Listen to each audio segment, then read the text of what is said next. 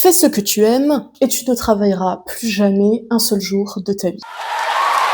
C'est probablement la citation la plus surexploitée des années 2000. Elle a été attribuée à Confucius, récupérée par les start-upers, affichée sur des dizaines d'épingles Pinterest et martelée dans des centaines de TED Talks.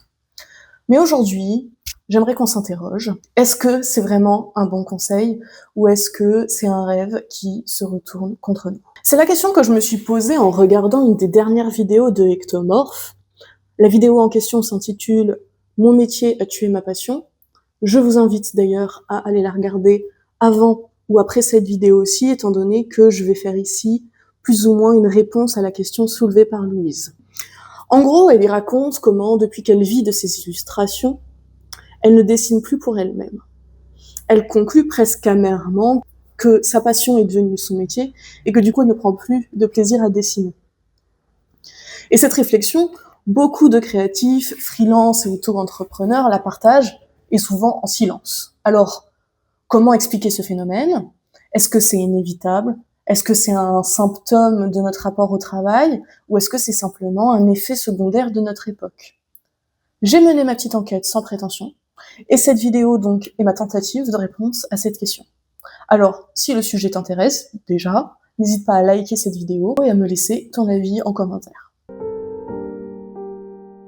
Aujourd'hui, dans l'imaginaire collectif, la passion est censée nous guider vers le bonheur au quotidien. Faire ce qu'on aime serait la clé de l'épanouissement, autant professionnel que personnel d'ailleurs. Et cette idée, finalement, elle est assez récente, étant donné que pendant longtemps, travailler était un besoin et pas un rêve. Selon l'historienne et philosophe Elizabeth Anderson, l'idée du travail épanouissant émerge véritablement au XXe siècle avec la montée en puissance des classes moyennes salariées et le développement personnel. Dans un article du média américain Jacobin, Miya Tokumitsu dénonce même cette idéologie comme toxique. Elle appelle ça le « Do what you love industrial complex ». Selon elle, ce mantra servirait surtout à justifier des conditions de travail instables en nous faisant croire que la passion suffit à compenser l'absence de sécurité. En gros.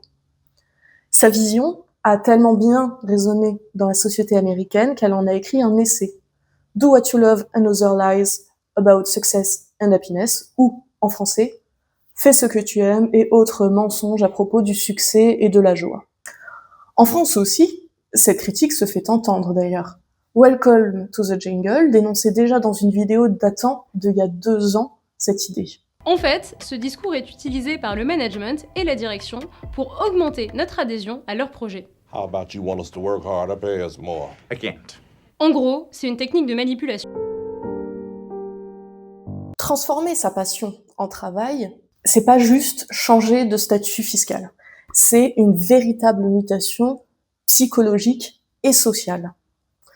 Un groupe de chercheurs canadiens et américains ont d'ailleurs travaillé sur le sujet de la passion, notamment dans le sport et les loisirs de plus de 500 étudiants. Dans les résultats de leur étude « Les passions de l'âme », ils distinguent la passion harmonieuse de la passion obsessive et expliquent que la manière dont on internalise une passion détermine si elle nous épanouit ou bien si elle nous dévore. Quand on vit de sa passion, on glisse souvent vers une passion dite obsessive. C'est-à-dire que on ne fait plus l'activité par plaisir, mais par obligation. On s'identifie entièrement à ce qu'on produit. Et on est constamment en quête de validation extérieure. Prenons par exemple une personne passionnée de tennis. Cette personne veut devenir professionnelle. Elle va donc se créer un planning d'entraînement. Elle va commencer à lier sa valeur personnelle à sa performance. Je gagne une partie, je suis quelqu'un, je perds une partie, je ne vaux rien. Et elle va attendre les retours de ses entraîneurs et du public, les félicitations ou les insultes. Au final, le tennis qui était de base un moment de joie et d'amusement dans sa vie devient un moment de jugement personnel. Et ce changement s'observe très concrètement aussi en dehors du secteur sportif. Si je reviens à la vidéo d'Ectomorph, Louise en témoigne elle-même, son rapport au dessin a changé dès qu'elle a commencé à devoir répondre à des commandes, produire du contenu et suivre les tendances. Le plus frappant dans tout ça, c'est le nombre de personnes qui disent ne plus pratiquer leur art en dehors du travail. Le dessin, la photo, l'écriture deviennent un territoire exclusivement professionnel. Dans un article paru dans le Times, dont je vous affiche le titre pour vous épargner mon accent effroyable, il est décrit des cas de burn-out chez des personnes passionnées.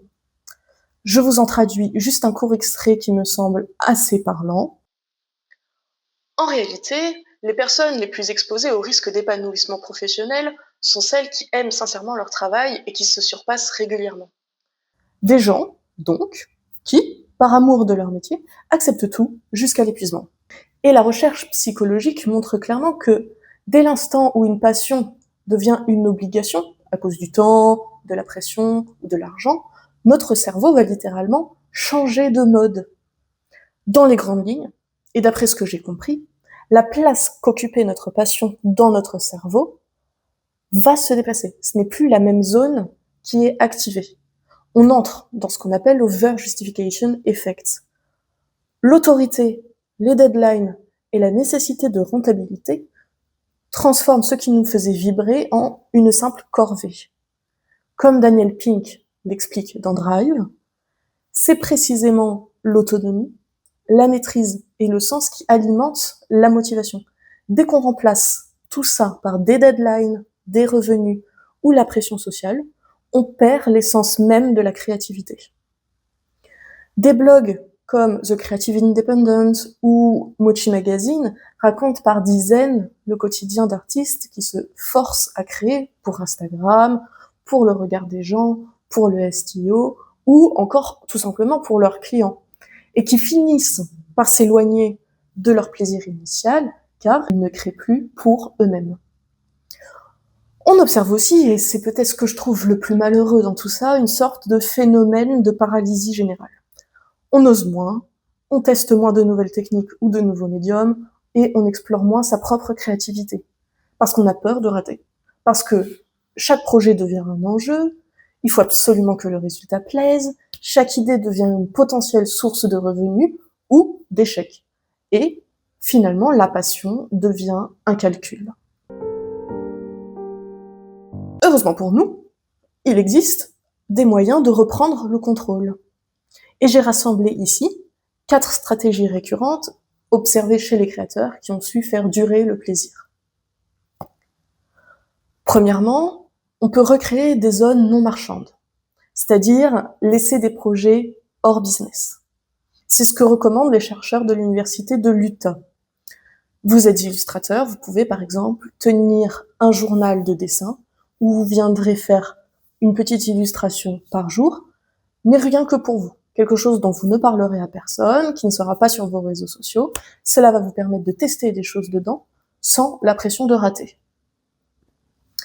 Ensuite, on peut changer notre rapport au plaisir. C'est une technique un petit peu plus psychologique, je vous l'accorde.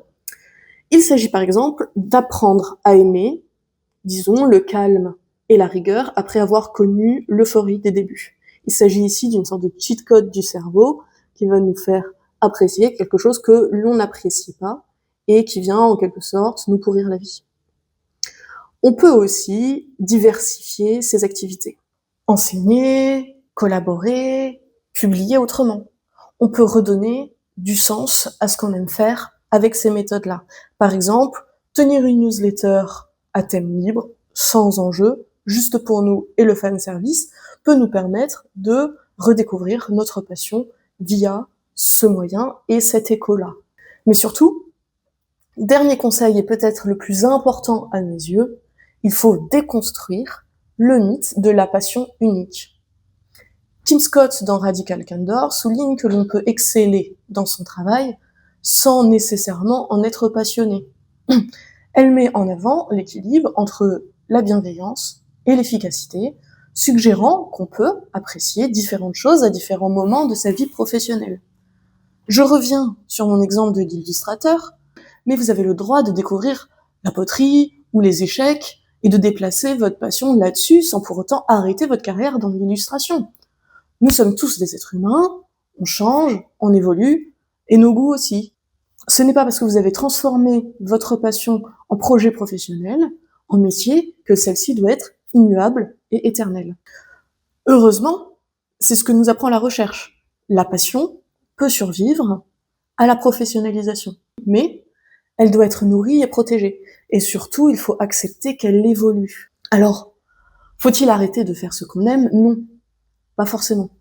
Mais il faut arrêter de croire que le plaisir sera toujours automatique, toujours perpétuel et toujours pur. La passion ne meurt pas à cause du travail. Par contre, la passion meurt à cause de la pression, de l'isolement et de la surcharge. Peut-être qu'il faut simplement apprendre à la cultiver autrement, lui redonner un espace, un rythme et une liberté propre. Quand Louise a confié qu'elle ne dessinait plus pour le plaisir depuis que c'est son métier, elle a mis le doigt sur une réalité qu'on refuse souvent de regarder en face. La passion n'est pas un feu qui brûle toujours pareil. Elle peut vaciller, s'étouffer et parfois se transformer. Le vrai défi, ce n'est donc pas de rester passionné à tout prix. Le vrai défi, c'est de trouver un équilibre entre ce qu'on aime, ce qu'on fait et ce qu'on est capable de donner sans s'épuiser.